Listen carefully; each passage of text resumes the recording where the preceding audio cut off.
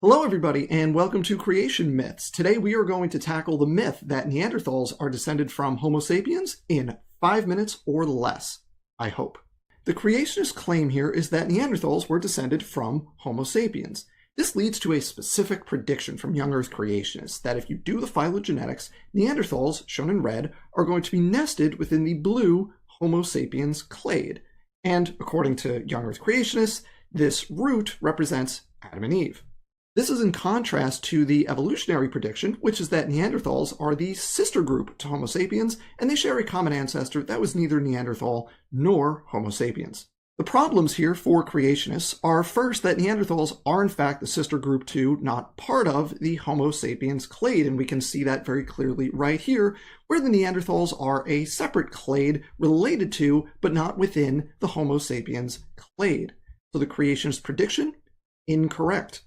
The second problem for young Earth creationists is that Neanderthals violate the creationist most recent common ancestor dates if they are in fact descended from Homo sapiens.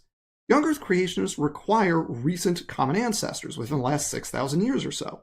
Now, this is wrong even before you consider Neanderthals. The Homo sapiens mitochondrial most recent common ancestor, for example, existed between 60 and 200,000 years ago.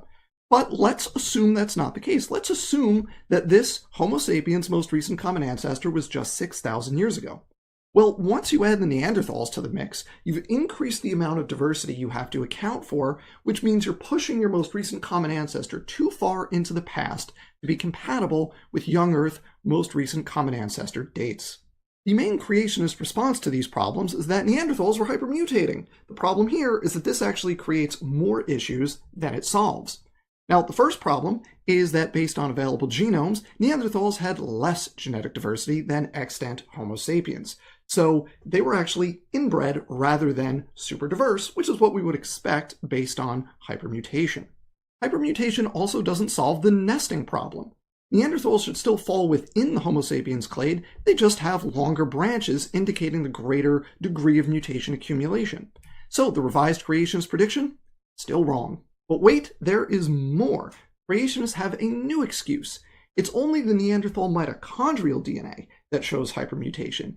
Inbreeding in the nuclear genome is going to mask that hypermutation. You can see this coming from, for example, Standing for Truth, a prominent young Earth YouTuber. He tries to explain the difference, though, has to do with the nature of the nuclear genome, with the assumption of created heterozygosity, another bat poop crazy idea that we'll tackle separately. The Neanderthals have millions and millions of created differences. That means that although the entire genome is experiencing hypermutation, the uniparentally inherited DNA would exhibit the largest effect. The extra mutations in the biparentally inherited DNA, i.e. the nuclear genome, although there, would be virtually undetectable. So now we have a new prediction. 2 distinct trees, one for mitochondria and one for the nuclear DNA, and they should look different. So here is creationist prediction take 3. We have the Neanderthal nuclear DNA, which is highly inbred and nested within the Homo sapiens clade. And we have the hypermutated Neanderthal mitochondrial DNA, still nested within the Homo sapiens clade, but with longer branches reflecting the greater number of mutations.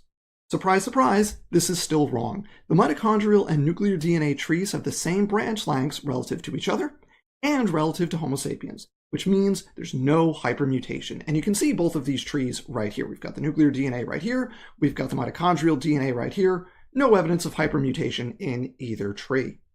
And I do also want to note right here that this argument concedes the most recent common ancestor problem for the inbred parts of the genome. So thank you for that, creationists. So to summarize, young Earth creationists claim that Neanderthals are descended from Homo sapiens. This is contradicted by all available genetic data. Neanderthals are the sister group to Homo sapiens, not nested within them. They have less genetic diversity, not more. They violate the young Earth most recent common ancestor timeline, and there's no evidence of genome-wide or region-specific hypermutation. One final note here, this was all covered in my debate with Standing for Truth on this topic, which is linked in the description, a debate which was prompted when Standing for Truth wanted to respond to my original video on this topic, also linked down below. Since that debate, SFT has revised his arguments without actually addressing mine, and I don't have anything to add to what I said in the debate and have restated here. I'm not telling anybody anything new, I'm just putting it all in one place under this 5-minute myth format. So if SFT or anyone else wants to actually address these arguments, then I might have more to say. But for now, the arguments stand on their own, and nobody has even really tried to refute them. So, are Neanderthals descended from Homo sapiens? No, that is a creation myth. Thank you for watching, and as always, don't get fooled.